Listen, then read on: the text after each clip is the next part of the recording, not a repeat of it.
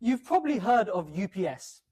They are a major American logistics company known for delivering pretty much anything from gold bars to banks to even everyday items like this very mat that I'm stood on today.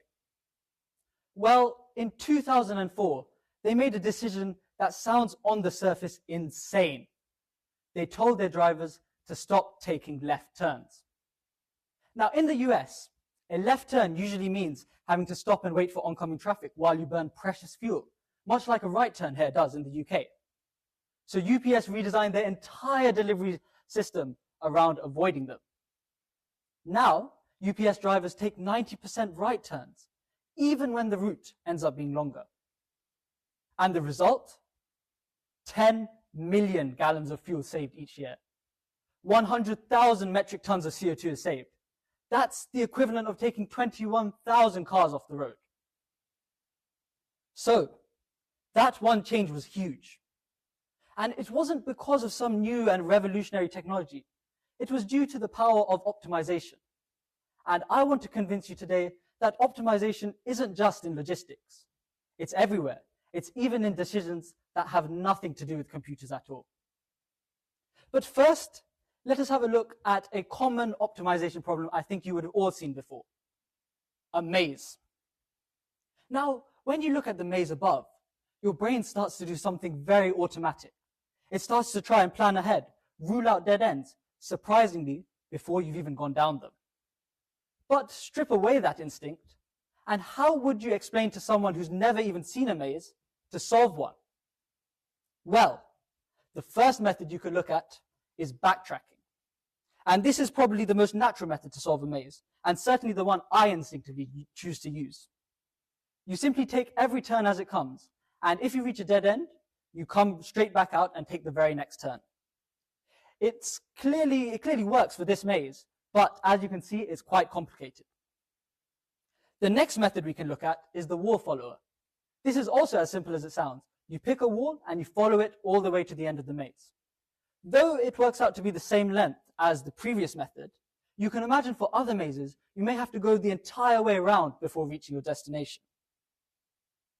So, both these methods work well at their core, but could take anywhere from a few seconds for one of those little mazes that you find in a child's magazine to much, much longer for more complex ones.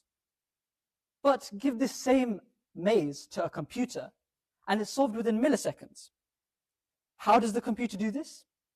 Well, the answer is surprisingly simple. It has a fundamentally better set of rules. And that is simply what an algorithm is. It isn't a word that's meant to be intimidating or only known to experts. Rather, it is just a sequence of steps for completing a task. And some algorithms are a lot better than others. The first algorithm that I would like to introduce you today is Dijkstra's algorithm. In 1956, a Dutch programmer named Edgar Dijkstra was sitting in a coffee shop one day, pondering about a deceptively simple question. What is the shortest distance between two cities? 20 minutes later, reportedly without even writing a single thing, he had his answer. On the slide above is a demonstration of how the algorithm works. Imagine you're navigating a network of roads, trying to get from point A to point E. Dijkstra's algorithm starts at A and fans outwards. It explores every possible path and always chooses to follow the currently shortest known route. When two different paths arrive at the same junction, Dijkstra's looks at the length of both paths and chooses the shortest one. It keeps doing this until it reaches point E, and when it does, it's guaranteed to have found the shortest path. It's very reliable and very thorough, yet because the algorithm explores in all different directions, it can be quite slow. That's exactly the problem the A-star algorithm was designed to fix. A-star builds on Dijkstra's foundations, but adds one extra ingredient: an educated guess for the distance to the end of the maze. We refer to this as the heuristic function. the algorithm looks at the straight line distance to the destination and how that varies with each path it takes. By adding this to the length of the path, it will only consider the paths going directly towards the destination, rather than fanning outwards like Dijkstra's does. And the effect of this one change is huge. On the slide above, we can see a comparison of the time difference between the two algorithms. A star is pretty much already done, but we are still waiting for Dijkstra's to finish. And this extra time that Dijkstra's takes could result in vital losses in businesses based on pathfinding algorithms. So, these algorithms may sound extremely complicated, but they're running quietly in the background of your everyday lives. Over 2 billion people use Google Maps every day, but almost nobody stops to think about what actually happens when you tap that go button. What you're getting is A star and Dijkstra's running across a database of billions of roads, but with one extra layer on top. Instead of just measuring distance, it measures cost. A combination of distance, live traffic, road speed, traffic lights, road type, and dozens of more real-time factors collapsed into a single number. Every junction and every road has a cost, which the algorithm finds every single time.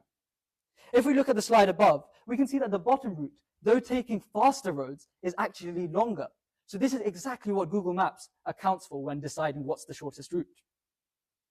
But maps are just the beginning. As we look to the future, one of the most active areas of research right now is drone logistics, using autonomous drones not just for delivery, but for the transfer of medical supplies and emergency response and infrastructure. A 2025 review of over 70 case studies published in the Journal of Transport Geography found that pathfinding algorithms based on Dijkstra's and A star is vital to every single drone system being built currently. The challenge is that drones have to account for other drones, wind, weather, restricted airspace, and privacy. So the cost function, as we previously spoke about, becomes extremely complex. But the underlying logic is the same. Then there are self-driving cars. The global autonomous vehicle market was valued at $68 billion in 2024 and is projected to reach $214 billion by 2030.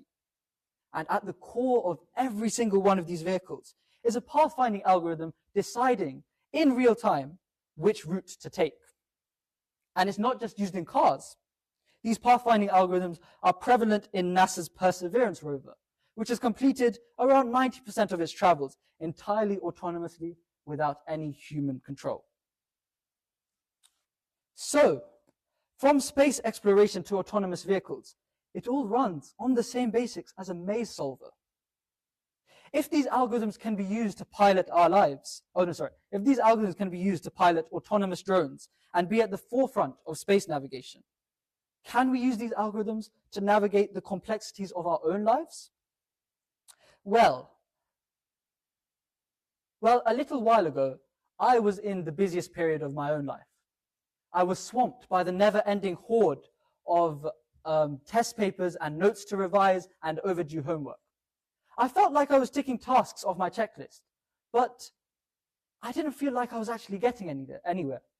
After all, at the end of each day, I would plan the very next day with the exact same subjects: maths, science, English, repeat. The short-term goals felt extremely hollow. So I spent an entire day and I mapped out the time until my final exams.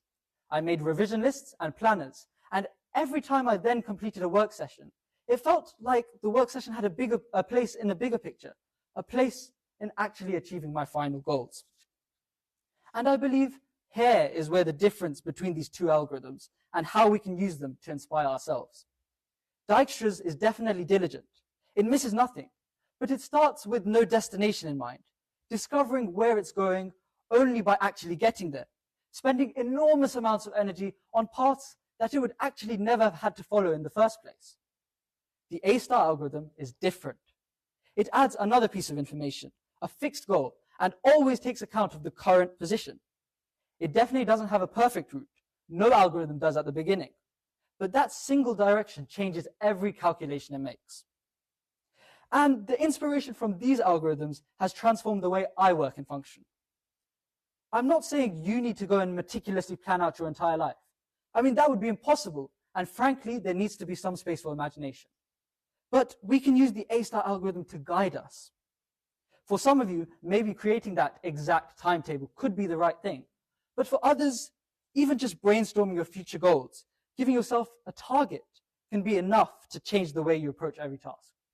I know for me that thinking about the A-star algorithm pointed me in the right direction to get some A stars in my subjects.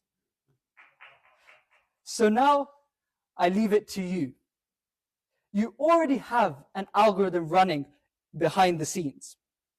The question is just whether you work hard like Dijkstra's or whether you work smart like the A-star algorithm. Thank you very much.